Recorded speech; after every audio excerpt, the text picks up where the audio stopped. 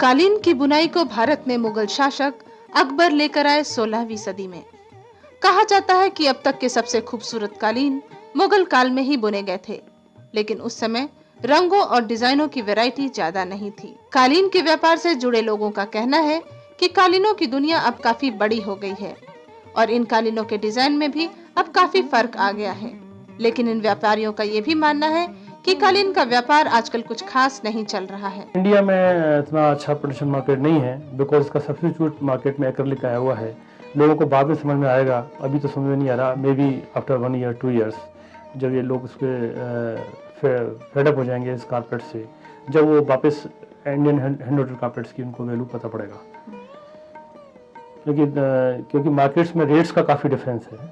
क्योंकि वो हमारा कारपेट्स मिनिमम 200 से लेके 500 रुपीज़ पर स्क्वायर फीट तक रेंज है, तबकि एक्रिलिक कारपेट वही डिजाइन है, वही चीज़ें जो कि वीविंग कुछ नहीं होती है उसकी, वो कारपेट 40 रुपीज़ से लेकर 60 रुपीज़ पर स्क्वायर फीट तक मार्केट में मिल जाता है।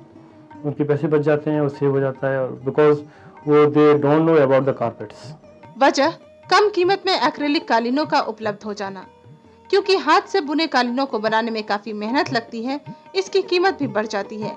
लेकिन एक्रिलिक के कालीनों के मुकाबले हाथ से बने ऊन के धागे के इन कालीनों की उम्र भी काफी ज्यादा होती है। बेसिकली हमारा हैंड रोटेड कारपेट्स का ही प्रोडक्ट है, जो कि कारपेट्स जितनी नॉट्स होती हैं उतनी इसकी वैल्यू ज़्यादा होती है। More knots more value of the carpets, because जो मार्केट्स में जो एक्रिलिक कारपेट्स जो बेल्जियम से बाहर से इम्पोर्ट हो रहा है वो वर्थ वाइज नहीं है। विद इन 3-4 मंथ वो कारपेट्स डैमेज हो जाता है, just like a towel.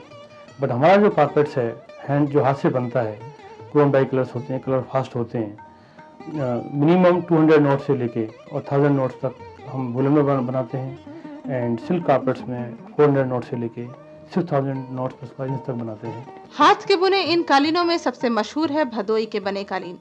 Bhadohi में हाथ की इस बेमिसाल कारीगरी के लिए कोई भी कच्चा माल उपलब्ध नहीं है, तो जाहिर है इनकी कीमत पर इन बातों का असर तो पड़ेगा ही।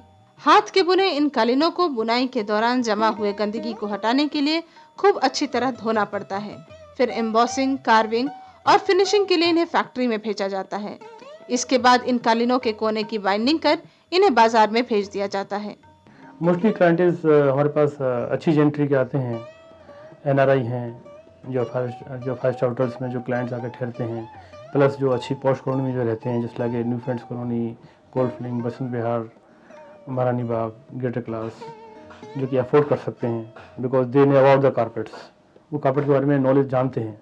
एक ग्राहक को भी आजकल कालीनों की साफ सफाई में कोई परेशानी नहीं आती।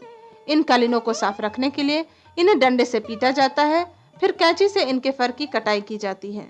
तो अगर आप चाहते हैं अपने घर की खूबसूरती में निखार लाना, तो हाथ के बुने इन कालीनों को अपने घर का हिस्सा जरूर बनाएं। गुड मॉर्निंग मेट्रो के लिए दिल्ली से श्वेता रंजन।